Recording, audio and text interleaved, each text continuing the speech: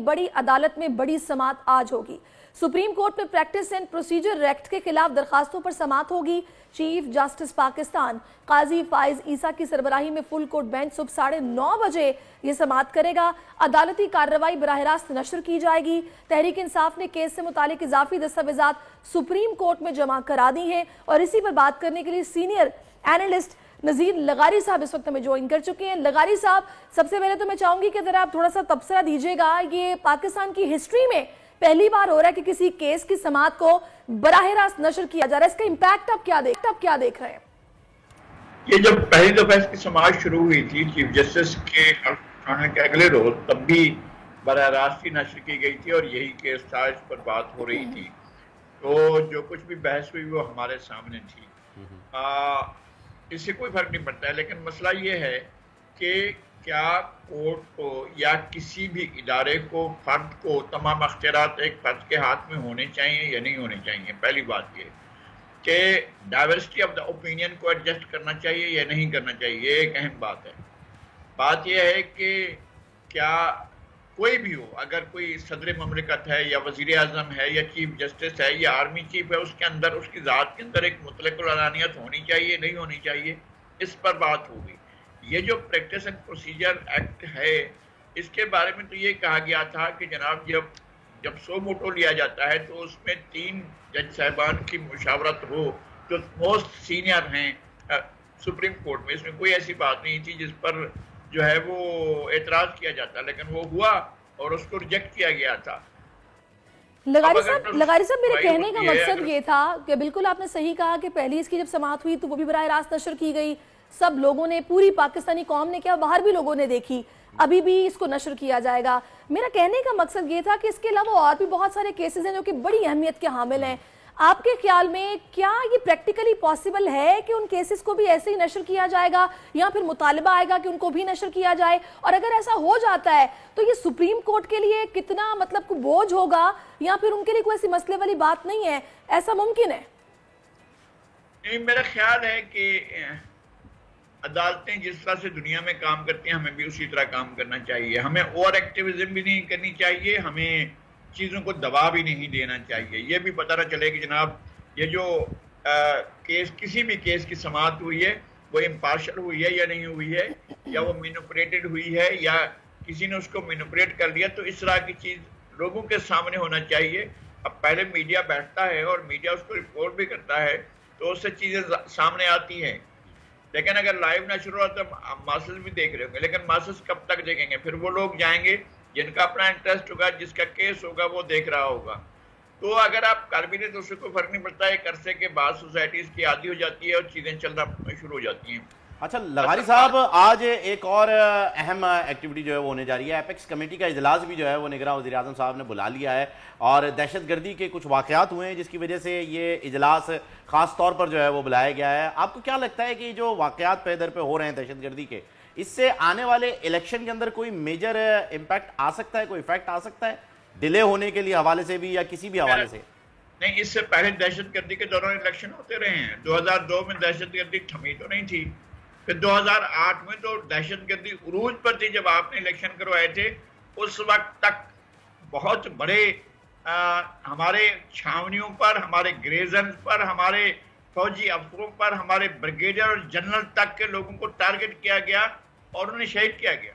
ये हुआ है, उसके बावजूद इलेक्शन हुए हैं। इलेक्शन के इल्तवा का इस वक्त कोई जवाब नहीं है कि आप किसी भी जवाब से इलेक्शन को मुलतवी करें। लेकिन ये जो आपने इजलास बुलाया है वजीर आजम ने, इसका इजलास होना चाहिए और उसका टारगेट ये होना चाहिए कि हमने दहशतगर्दी को खत्म करना है। लगारी साहब, इजलास तो होना चाहिए, लेकिन मुझे ये समझ नहीं आती कि हम किसी वाक़े के होने के बाद ये इजलास क्यों तलब करते हैं, ये तसलसल के साथ क्यों नहीं होते? जाहिर है ये एक सिलसिला, इसका चेक एंड बैलेंस रखना है, ये पॉलिसीज को बरकरार रखना है, ये तो कंटिन्यू बेसिस पे होने चाहिए। दरमियान में सिलसिला रुक जाता है, कोई वाक़या होता है तो इजलास बुला लिया जाता है। बिल्कुल सही किया, बिल्कुल सही कहा आपने। हमारे यहाँ ऐसा ही होता है। हमारे यहाँ जो नेशनल एक्शन प्लान बना था उस पर अमल नहीं हुआ, उस पर अमल होना चाहिए था कंसिस्टेंसी के साथ, मुस्तकिल, मुसलसल। और हमें जो है तय करना चाहिए, हमें दहशतगर्दी से लड़ना है, हमने दहशतगर्दों के बच्चों को नहीं पढ़ाना है ना, ये हमें मैसेज देना है, हमने उनके लिए नहीं करना है।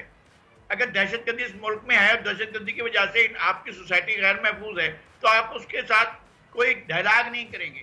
آپ نے ڈائلاگ کیوں کیے تھے ان کے ساتھ, کیوں کر رہے تھے ڈائلاگ؟ اور وہ یہ کہہ رہے تھے کہ ہم آپ کو نہیں مانتے, آپ کا آئین نہیں مانتے, آپ کی پارلیمنٹ نہیں جانتے, آپ کی اسٹیٹ کو نہیں مانتے, اسٹیٹ کے ہم کسی چیز کو بھی نہیں مانتے, پھر بھی آپ وہ ڈائلاگ کرنے جا رہے تھے. تو کیا ہوا اس سے, کیا حاصل ہوا؟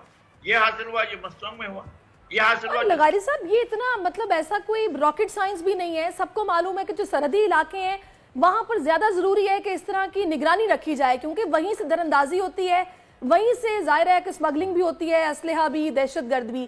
پتہ نہیں کیوں ہم درمیان میں لاپرواہ ہو جاتے ہیں, جب واقعہ ہوتا ہے پھر کہتے ہیں جی دشمن گھسایا. بالکل صحیح کہا آپ نے.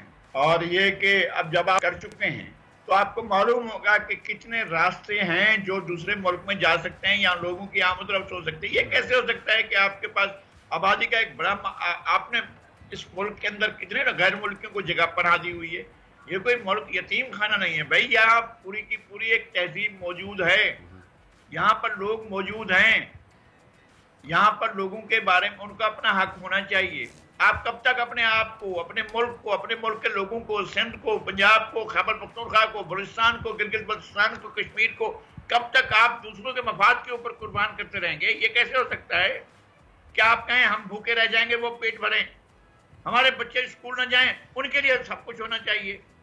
ان کی آپ کو پتا ہے ان کا افغانی آپ کے روپے سے اسٹیبل ہے جبکہ دنیا اسے تسلیم نہیں کرتی ہے. کیسے ہو گیا بھائی؟ بالکل ایسا ہی ہے لغاری صاحب, بالکل ایسا ہی ہے. اچھا لغاری صاحب, اگر تھوڑی سیاست کی طرف دوبارہ اگر ہم نظر ڈالیں تو ایک خبر آئی ہے جی کہ کل سینیٹر عرفان صدیقی صاحب, جو کہ نواز شریف صاحب کے بہت اچھے دوست اور رازدار بھی سمجھے جاتے ہیں, وہ لندن روانہ ہو گئے ہیں اور بڑی خاص ملاقات یہ تصور کی جا رہی ہے. آپ کے پاس کوئی اس حوالے سے اپڈیٹ ہے؟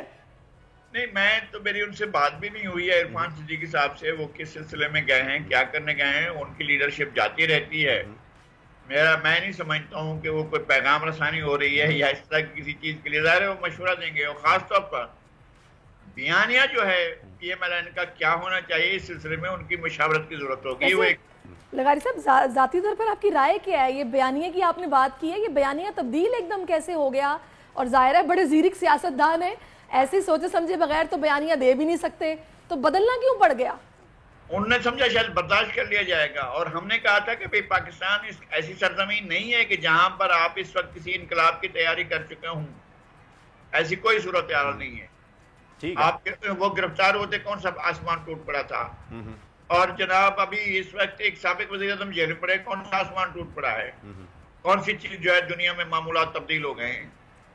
اس سے پہلے ایک وزیر اعظم کو پھانسی دی گئی, ایک وزیر اعظم کو سرے عام قتل کر دیا گیا جلسہ عام میں, اتنے لاکھوں لوگوں کی موجودگی میں. اس سے کیا ہو گیا, کیا کر لیا تھا؟ میرا اپنا یہ خیال ہے کہ جو ہماری سوسائٹی ہے اس کے بارے میں ہمیں ضرور اندازہ ہونا چاہیے. نہ تو جناب نواز شریف کوئی نہ تو انقلابی ہیں, نہ وہ انقلاب لا سکتے ہیں, نہ انقلابی طبقے کے ہیں, نہ انقلابی کلاس ہے ان کی, نہ اس طبقے سے ہیں جو انقلاب کے لیے کام کرتا ہے, نہ اس کا ایندھن بنتا ہے. ایندھن کون بنتا ہے؟ وہ ماسٹرز ہوتے ہیں, وہ غریب مزدور ہوتا ہے, مزدور کسان ہوتا ہے, عام آدمی ہوتا ہے. یہ کون انقلاب کا ایندھن بننے کے لیے تیار ہوں گے؟ تو یہ ایسی بات تھی جو بہت ہی اللاجیکل تھی, جو وہ کہہ رہے تھے کہ جناب ہم یہ کر دیں گے, ہم جنرلوں پر مقدمہ چلائیں گے یا ہم جنرلوں کا احتساب کریں گے. آپ کے پاس کیا اتنی استطاعت آ گئی ہے کہ آپ کے پاس اتنی آرگنائز پارٹی ہے, یا آپ کے پاس اتنی آرگنائزیشن نظریہ موجود ہے جس کے تحت لغاری صاحب پارٹی کتنی آرگنائزڈ ہے؟ یہ تو ابھی اس چیز سے ایک اور بیانیہ جو ہے وہ سامنے آیا ہے. مریم نواز صاحبہ جو ہیں, ان کا کہنا یہ ہے کہ اب جو جلسہ ہونے جائے گا 21 کو واپسی پر جو ہے, وہ جلسہ بیسیکلی جو ہے اس کے اندر خطاب صرف میاں صاحب کریں گے اور کوئی اس کے اندر خطاب بھی نہیں کرے گا. ویری کوئکلی میں چاہوں گا کہ آپ اس کا رپلائی کر دیں, میرا ہمیں بریک پہ جانا ہے سر. نہیں, پہلی بات تو یہ ہے کہ وہ آئیں, لینڈ کریں, لینڈ کرنے کے بعد وہ کہاں جائیں گے؟ جلسہ عام میں جائیں گے, جیل میں جائیں گے؟ یہ پہلے طے ہونا چاہیے بھائی. وہ ایک کنویکٹڈ شخص کے طور پر اس ملک سے گئے تھے, کیا کنویکشن ختم ہو گئی ہے؟ کیا وہ سزا ختم ہو گئی ہے؟ بھائی سزا ایسے کوتا نظر کیا سزا جائز تھی, ناجائز تھی, غلط تھی, ہم اس پر بحث نہیں کر رہے ہیں, لیکن سزا تھی نا. اس سزا کے ہوتے ہوئے وہ جلسے عام میں جائیں گے اور خطاب کریں گے. آپ کوئی اچھا پھر یہ کہ اگر فرض کریں، میں نہیں کہتا ہوں بالکل جی، قانونی ماہرین سے ان کی جو ہے وہ مشاورت چل رہی ہے. ہو سکتا ہے کہ بہت سارے بیانیے سامنے آ رہے ہیں، قبل یہ وقت ہوگا کہنا، کیا پتا وہ آتے ہی گرفتاری دے دیں، اور یہ بھی ہو سکتا ہے کہ وہ آتے ہی جلسہ گاہ میں جائیں. کوئی نہ کوئی حل ضرور نکلے گا. بہت بہت شکریہ لغاری صاحب، آپ ہمارے ساتھ تھے. سبسکرائب کریں اور بیل دبائیں تاکہ کوئی خبر رہ نہ جائے.